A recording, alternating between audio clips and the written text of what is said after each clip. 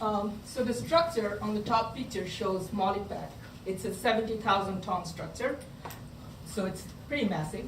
But in 1986, while working on the Beaufort Sea, the structure collided with an ice feature and faced a severe vibration. It was about to lose its stability with 70 people on board and several storage oil tankers.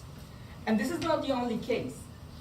In the last 20 years, there were more than 20 structures which faced ice-induced vibrations all over the world. What is interesting is that all of these structures were designed to withstand the maximum ice force. What caused their failure was the dynamic of the ice-structure interaction, which is not very well studied because studying the dynamics at that scale is really expensive. But ice as a material has some really unique features that we can exploit. To see that, let's look at the second picture. This picture shows the pressure distribution at the ice structure interaction interface.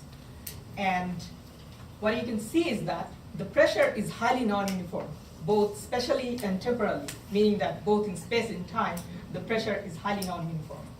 And the largest pressures are localized into very small regions. These are called high pressure zones, and which are responsible for transmitting more than 90% of the load from the ice to the structures. So what I'm trying to do in this research is, instead of studying the whole dynamic process, I want to study the dynamics of the high pressure zone and link it to the overall behavior. And to do that, we have built these massive structures, and using a big ice sample and with the indentation system, we were able to generate high pressure zones at the same size as we observed in the full scale. We saw how the dynamics change as a function of ice temperature, interaction speed, and the structural compliance.